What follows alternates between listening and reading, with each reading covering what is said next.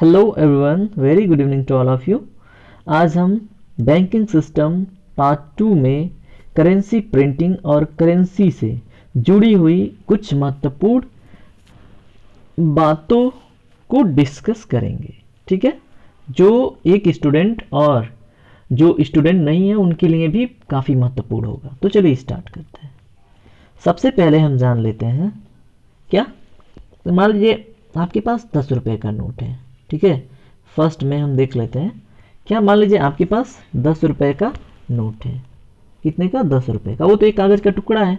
अब उसकी जवाबदेहिता कैसे तय होती है? उसकी जवाबदेहिता आरबीआई अपने पास 200 करोड़ का, कितने का? 200 करोड़ का रिजर्व रख के करता है। ठीक है, 200 करोड़ का रिजर्व। इसका क्या तात्पर्य? मान लीजिए आपके पास जो भी घर है और खेत है उसका एक कागज बनता है। तो जो कागज है वही हमारा 10 रुपए का नोट है। ठीक है, क्योंकि हम संपत्ति को इधर उधर उठा के ले जा नहीं सकते। वैसे ही जैसे आपका घर है वैसे ये 200 करोड़ रिजर्व है। इसको आरबीआई अपने पास रखती है। किस रूप में रखती है? तो ये दो रूप में रखती है। ठीक है, पहला 115 करोड़ रखती है ये गोल्ड के रूप में। ठीक है, सोने के रूप में 115 करोड़ रखती है, और 85 करोड़ रखती है फॉरेन करेंसी के रूप में। ठीक है, तो 85 करोड़ फॉरेन करेंसी के रूप में रखती है। और ये क्या करता है, हमारे 10 रुपये या 20 रुपये 50 रुपये जो भी हैं उनके लिए जवाबदेहिता का काम करता है। अदरवाइज वो एक कागज का टुकड़ा है। तो ये रहा हमारा वैल्यू कैसे तय होता है, ये फैक्टर। अब हम इसमें दूसरा पॉइंट देखते हैं। दूसरे पॉइंट में हम क्या देख लें? दूसरे पॉइंट में अगर हम बात करें तो नोट की छपैया, ठीक है, नोट की छपैया कौन करता है? नोट की छपैया आरबीआई करती है। 1 रुपये से अधिक मूल्य का छपैया का काम जो है वो आरबीआई का है। ठीक है, और जो कॉइन्स का मोल्डिंग होता है, सिक्के का ढलैया होता है, वो गवर्नमेंट का। ठीक है, उसकी जिम्मेदारी गवर्नमेंट का। और इस पे नोट पे किसका सिग्नेचर होता है? गवर्नर का, आरबीआई के गवर्नर का। लेकिन गवर्नमेंट में फिनेंस मिनिस्टर का सिग्नेचर होता है। जो 1 रुपये का नोट हो या तो क्या, जो भी सिक्के वगैरह हो मोल्डिंग में उनके। ठीक है, तो फिनेंस मिनिस्टर का सिग्नेचर होता है। तो ये रहा कुछ इंपॉर्टेंट बात। अब चलिए हम देख लेते हैं जो हमारे वहाँ करेंसी प्रिंटिंग का सिस्टम यूज होता है। तो हमारे वहाँ MRS सिस्टम होता है करेंसी प्रिंटिंग के लिए, जिसका फुल फॉर्म है मिनिमम रिजर्व सिस्टम। क्या है? मिनिमम रिजर्व सिस्टम, जिसका हिंदी है न्यूनतम आरक्षित प्रणाली। ठीक है, जिसमें क्या, वही जो आरबीआई है वो 200 करोड़ का रिजर्व रख के एक फिनेंशियल ईयर में 1FY यानी एक फिनेंशियल ईयर में 10,000 करोड़ तक की करेंसी प्रिंटिंग कर सकती है। ठीक है, 200 करोड़ का मिनिमम रिजर्व का मतलब ही यही, मिनिमम रिजर्व यानी 200 करोड़ का वो रिजर्व रख के एक फिनेंशियल ईयर में 10,000 करोड़ का प्रिंटिंग कर सकती है नोट का। ठीक है, इससे अधिक नहीं कर सकती। ये ही है हमारा मिनिमम रिजर्व सिस्टम जो इंडिया में यूज होता है। ठीक है, और इसमें एक इंपॉर्टेंट बात है, आरबीआई एक्ट 1934 में ये मेंशन है कि आरबीआई 10,000 रुपये से अधिक वैल्यू का नोट नहीं छाप सकती। 10,000 से ऊपर का नोट, जैसे मान लीजिए आपके पास अभी 2,000 रुपये का नोट आया था, ठीक है, इधर, तो इससे अधिक वैल्यू का नोट नहीं छाप सकती। ठीक है, तो ये इंपॉर्टेंट है। मिनिमम रिजर्व सिस्टम से रिलेटेड ये दो इंपॉर्टेंट बातें हैं। अब इसमें कुछ इंपॉर्टेंट चीज़ें हैं वो जानना बहुत ज़रूरी है। जैसे पेन चेंज कर लें, हाँ, जैसे what I am doing, okay. इसमें क्या है, जब करेंसी प्रिंटिंग करती है आरबीआई तो 3 बातों का मुख्यतः ध्यान रखती है। ठीक है, अब वो 3 बातें क्या हैं उसे हम जान लेते हैं।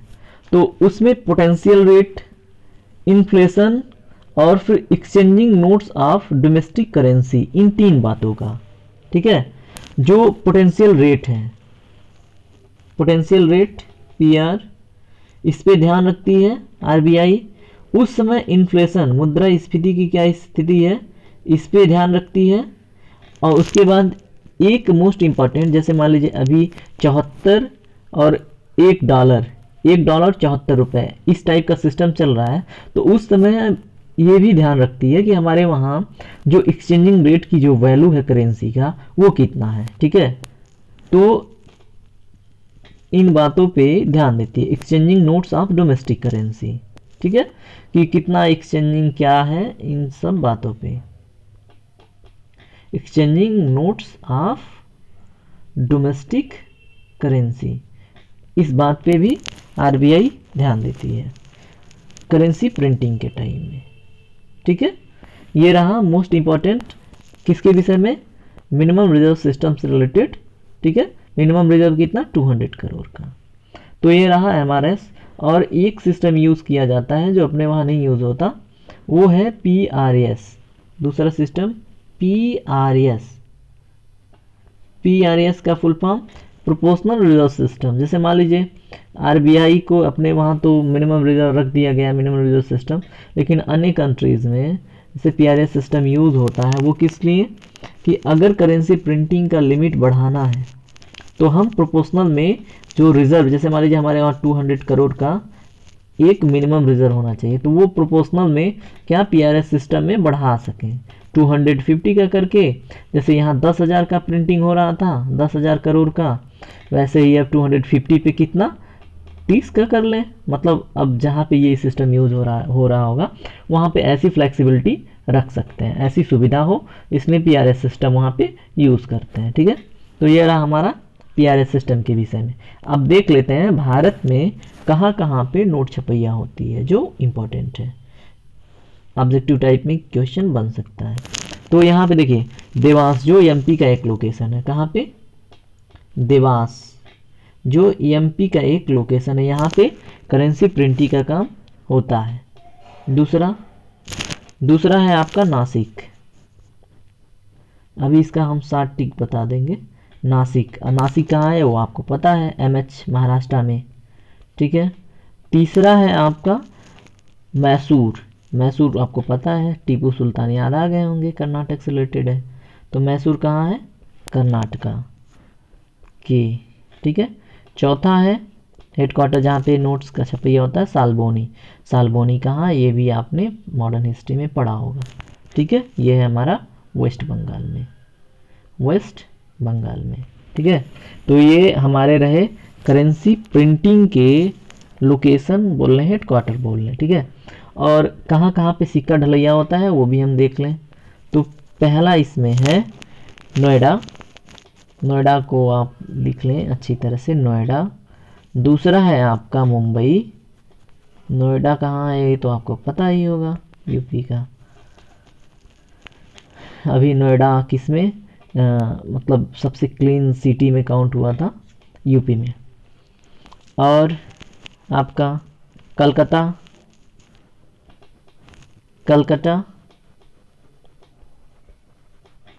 और है चौथा आपका हैदराबाद। तो ये रहे आपके हेडक्वार्टर्स जहाँ पे सिक्के की ढलैया होती है, ठीक है।